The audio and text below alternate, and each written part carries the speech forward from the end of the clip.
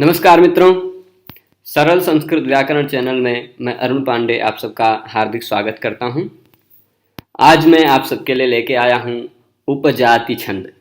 इससे पहले परसों हमने इंद्र वज्रा छंद का अध्ययन किया था और कल उपेंद्र वज्रा का अध्ययन किया था। मुझे आशा है कि आप सब इंद्र वज्रा छंद का भी अध्ययन कर चुके होंगे, उपेंद्र वज्रा छंद का भी अध्ययन कर चुके होंगे। यदि आप इंद्र वज्रा छंद के लक्षण को, उपेंद्र वज्रा छंद के लक्षण को जानते हैं तो आपके लिए यह उपजाति छंद केवल एक सूचना मात्र है। आप उपजाति छंद को बहुत सरलता से समझ सकते हैं। सबसे पहले कुछ लोगों को भी कठिनाई होती है। मैंने कल के व्याख्यान में और परसों के व्याख्यान में देखा कि कुछ लोगों को लघु गुरु के पहचान में दिक्कत होती है। लघु कौन सा वर्ण है, गुरु कौन सा वर्ण है, ये भी पहचान बहुत कम पाते हैं। तो ऐसे लोगों से मेरा परामर्श है कि आप सब छंद वाली प्लेलिस्ट में जाकर पहला वीडियो देख लें, जिसमें छंद का सामान्य परिचय बताया गया है। उसको देखने से आपको पता चलेगा कि कौन सा वर्ण लघु होता है, कौन सा वर्ण गुरु होता है। कभी कभी लघु वर्ण भी गुरु दिखाई पड़ जाता है। मैं इस भाग में भी उसका थोड़ा सा संक्षेप में जहाँ प्रसंग आएगा वहाँ विवरण दे दूंगा। अब सबसे पहले इस पाठ में हम उपजाति छंद के लक्षण को, उपजाति छंद के उदाहरण को तथा उपजाति छंद के लक्षण और उदाहरण में समन्वय को देखेंगे, जिससे हमें उपजाति छंद को पहचानना आसान हो। तो हम शुरू करते हैं। उपजाति छंद का लक्षण केदार भट्ट के द्वारा विरचित जो वृत्त रत्नाकर है उसके अनुसार कुछ इस तरह है। अनंतरोदीरित लक्ष्म भाजौ पादौ यदि यावुपजातयस्ताः। इसका तात्पर्य ऐसा है, अनंतरोदीरित लक्ष्म भाजौ। अनंतर मतलब एक के बाद में जो कुछ भी होता है, बाद में यानी अनंतर, बाद यानी अनंतर। और इसका तात्पर्य ऐसा लेना कि यहाँ मैंने आपके सिलेबस में जो उपजाति छंद है वह उपजाति छंद 11 वर्ण वाली है। और भी उपजाति छंद होते हैं, 12 वर्ण वाली भी उपजाति होती है, 13 वर्ण वाली भी उपजाति होती है, 14 भी, 15 भी, सभी वर्णों में उपजाति छंद मिल सकते। पर ये जो उपजाति है आपके सिलेबस में वह उपजाति 11 वर्ण वाली है। उपजाति छंद की विशेषता यह है कि लगातार दो छंद जो कहे गए हैं, दो छंद मतलब एक समान वर्ण वाले। अब केदार भट्ट की जो वृत्त रत्नाकर है उस ग्रंथ को देखेंगे तो पहले 1 वर्ण वाला छंद, फिर 2 वर्ण वाला छंद, फिर 3 वर्ण वाला छंद, फिर 4 वर्ण वाला छंद, ऐसे वर्णीय छंद प्रकरण में मिल जाएगा। तो इसी तरह जब 11 वर्ण वाला छंद में आएंगे, 11 वर्ण वाले वृत्तों को बताना शुरू करेंगे तो वहां पर ये त्रिष्टुप छंद के अंतर्गत माने जाते हैं सभी 11 वर्ण वाले छंद। तो उसके अंतर्गत सबसे पहले इंद्र वज्रा बताएंगे, फिर उपेंद्र वज्रा बताएंगे और फिर उसके बाद उपजाति बताते हुए कहेंगे कि जो 2 छंद लगातार कहे गए हैं उन दोनों छंदों का अगर किसी छंद में गुण आता हो, मतलब कोई ऐसा छंद हो जो 2 छंदों का संकर हो, 2 छंदों का मिश्रण हो, ऐसे छंद को उपजाति कहा जाता है। देखिए, लक्ष्म मतलब होता है चिन्ह, उदीरित मतलब कहे हुए, अनंतर मतलब बाद में कहे हुए 2 छंदों के चिन्ह को जो रखता है या जिसके पादों में, जिसके 2 पादों में या 2 से ज्यादा पादों में 2 या छंद के लक्षण मिल जाते हैं, 2 छंद के लक्ष्य मिल जाते हैं, ऐसे छंद को यदीय पादों मतलब जिस श्लोक के 2 पाद होते हैं वो उपजाति कहे जाती। तो इसका संक्षेप में आप अपनी सिलेबस में जो उपजाति छंद है उसका संक्षेप में यह अर्थ जान सकते हैं कि जिस छंद का कोई 1 पाद या कोई 2 पाद या कोई 3 पाद इंद्र वज्रा का, अब समझ लीजिए 4 पाद होते हैं, 1 पाद अगर इंद्र वज्रा का है तो बाकी 3 पाद क्या है, उपेंद्र वज्रा के। 2 पाद इंद्र वज्रा तो 2 पाद उपेंद्र वज्रा के, या 3 पाद इंद्र वज्रा के तो 1 पाद उपेंद्र वज्रा के। ऐसे अगर हो, यानी कोई निश्चित नहीं है कि 2 इसके होने चाहिए 2 उसके होने चाहिए, ऐसा नहीं। 1, 2, 3 चाहे उपेंद्र वज्रा हो, चाहे 1 या 2 या 3 इंद्र वज्रा हो। चारों पाद यदि इंद्र वज्रा है तो वो इंद्र वज्रा छंद ही माना जाएगा, चारों पाद यदि उपेंद्र वज्रा है तो वह उपेंद्र वज्रा छंद ही माना जाएगा। परंतु 4 में से कोई एक भी अगर दूसरे छंद वाला आ गया, 4 पाद में से कोई एक भी वर्ण अगर दूसरे छंद वाला आ गया तो वह उपजाति कहा जाएगा। आप विशेष रूप से ये जान लीजिए कि इंद्र वज्रा, उपेंद्र वज्रा इन दोनों छंदों से कहीं ज्यादा प्रयुक्त छंद उपजाति है। संस्कृत जगत में साहित्यिक ग्रंथों में अनुष्टुप छंद के बाद सबसे ज्यादा प्रयुक्त छंद उपजाति है। तो उपजाति की विशेषता यह है कि अगर आप इंद्रवज्रा का प्रयोग करते हैं तो इंद्रवज्रा के आधार पर पहला वर्ण गुरु ही होना चाहिए। उपेंद्र वज्रा में अगर प्रयोग करते हैं तो उसमें पहला वर्ण लघु होना चाहिए। यही इतना इंद्रवज्रा और उपेंद्र वज्रा में अंतर है, ये हमने बताया। यानी उपेंद्र वज्रा कब होता है? यदि जगण हो पहला, और इंद्र वज्रा कब होता है? जब पहला तगण हो। इतना ही अंतर है, केवल एक ही वर्ण का अंतर है। पहला वर्ण अगर गुरु है 11 वर्ण वाले छंद में तो वह इंद्र वज्रा, पहला वर्ण यदि लघु है यानी ह्रस्व है तो वह उपेंद्र वज्रा। और अगर किसी एक पद्य के 2 चरणों में 2 अलग छंदों का लक्षण मिल जाए, यानी जैसे इस छंद में मैं बता रहा हूं, यह जो लक्षण बताया गया, इस लक्षण के ही पहले लाइन में अनंतरोदीरित लक्ष्म भाजों में पहला वर्ण लघु मिल रहा है और दूसरे पाद के जो पादव यदि या उपजाते स्ताह में पा ये गुरु मिल रहा है। अनंतरोदीरित लक्ष्म भाजौ, ये एक लाइन आप पढ़ेंगे तो यहां पर 11 वर्णों में पहला वर्ण लघु है और इस जो पादव यदि या उपजाते स्ताह वाला 11 वर्ण है, इन 11 वर्णों में पहला वर्ण जो पा है वो गुरु है।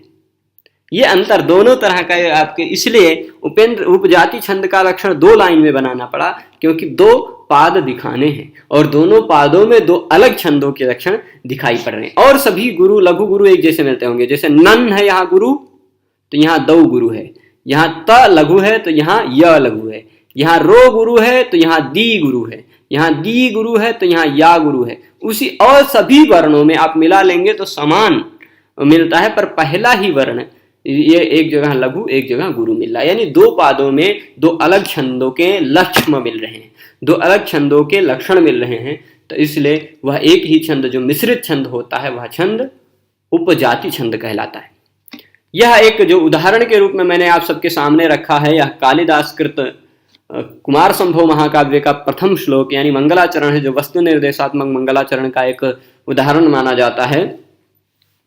इस उदाहरण में आप देखेंगे यह श्लोक को ऐसे गा सकते हैं, आप अलग अलग राग में भी कुछ लोग गा सकते हैं, वो स्वतंत्र हैं, पर सामान्य रूप में कोई यति का नियम नहीं है। तो आप एक लाइन एक राग एक बार में गाएंगे, दूसरी लाइन दूसरे बार में, तो एक एक लाइन पे रुकना है, बीच में कहीं यति नहीं है, बीच में कहीं नहीं रुकना है।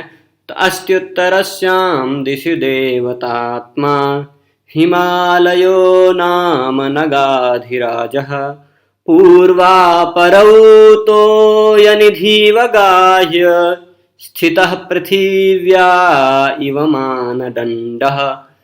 यहाँ क्या है कि अस्त्युत्तरस्यां दिशि देवतात्मा, उत्तरस्यां दिशि देवतात्मा हिमालयः नाम नगाधिराजः अस्ति।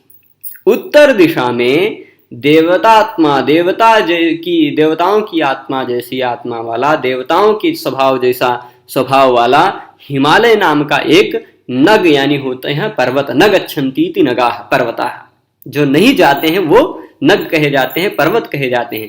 तो नग यानी पर्वतों का जो अधिराज, पर्वतों का जो सम्राट, ऐसा हिमालय नाम का है उत्तर दिशा में।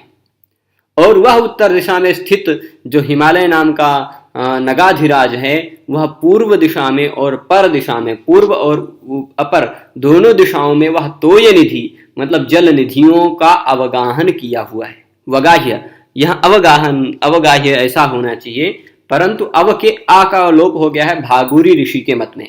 वष्टि भागुरी रल्लोपमवाप्य और उपसर्गयोः, ऐसा एक सिद्धांत है, आपको सिद्धांत कौमुदी में मिल जाएगा, अव्यय प्रकरण में मिलेगा।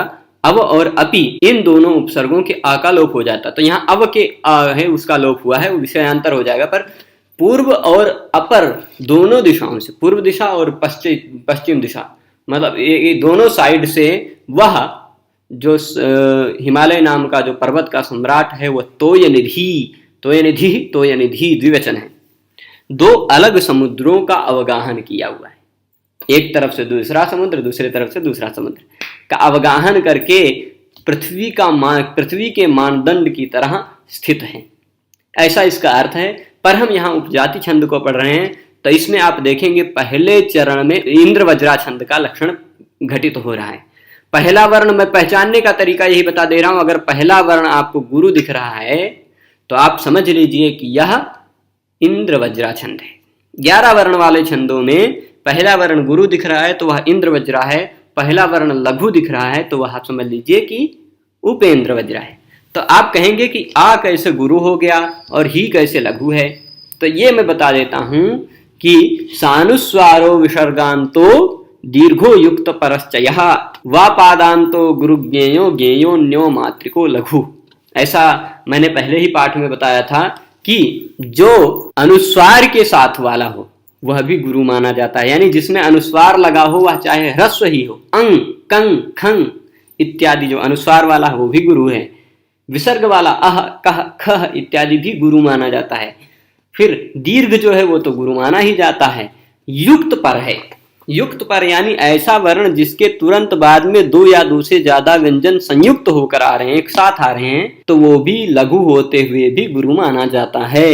संयोगे गुरु ऐसा सूत्र है, संयोग जिसके बाद में है वो भी गुरु माना जाता है। तो अब इसके तुरंत बाद स त य ये 3 वर्णों का संयोग है, इसलिए ये भी गुरु अगुरु माना जाएगा। तो पहला वर्ण गुरु है स्यादिंद्र वज्रा यदि तऊ जगऊगा। 2 तगण है, पहले देख लीजिए। तगण मतलब ता रा ज, 2 गुरु होंगे और फिर एक लघु। तो आप देख लीजिए अस 2 ये गुरु है, च्युत ये भी गुरु है क्योंकि उसके ऊ के तुरंत बाद 2 संयुक्त वर्ण आ रहे हैं व्यंजन वर्ण, इसलिए ऊ भी गुरु है। और पर यह ता जो है यह लघु है क्योंकि इसके बाद कोई संयुक्त वर्ण नहीं है। यह र क्या है, यह भी गुरु माना जाएगा क्योंकि इसके तुरंत बाद स और या का संयोग है। याम तो गुरु है ही, 2 गुरु एक लघु, 2 गुरु एक लघु, ये तगण हो गया। फिर उसके बाद जगण होगा, स्यादिंद्र वज्रा यदि तऊ ये 2 तगण हो गए। फिर जगऊ यानी एक जगण एक गुरु।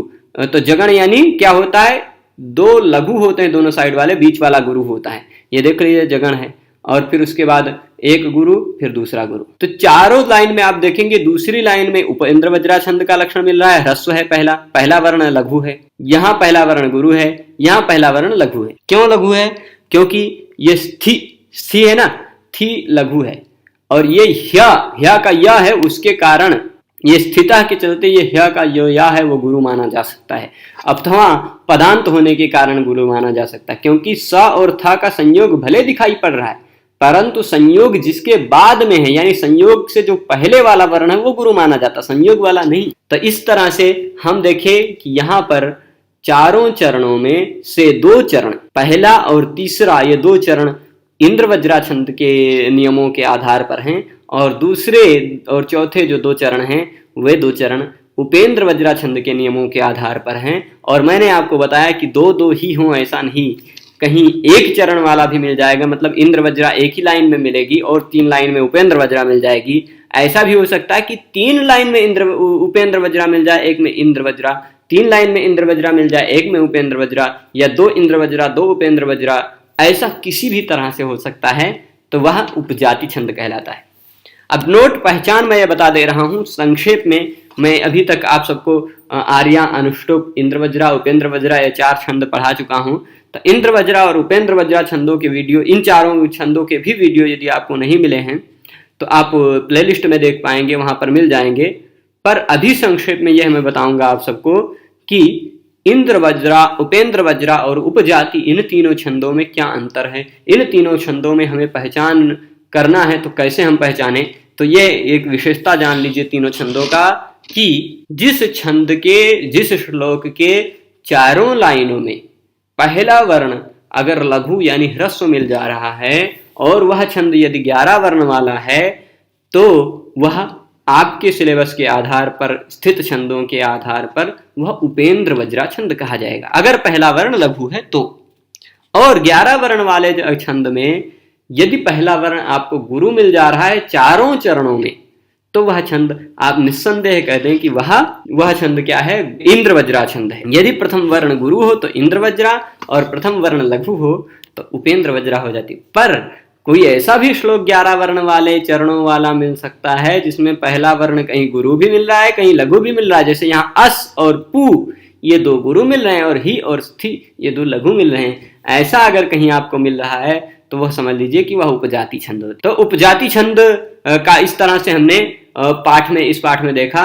इसके बाद के पाठ में हम आपको 12 वर्णों वाला जो शालिनी छंद है उसको लेकर के कल आएंगे। शालिनी छंद के पाठ को भी देखना ना भूलें। अपने मित्रों तक इसको पहुंचाकर बुलाया करें, अपने मित्रों को भी इस पाठ में उपस्थित किया करें, जिससे उन सबका भी लाभ होगा।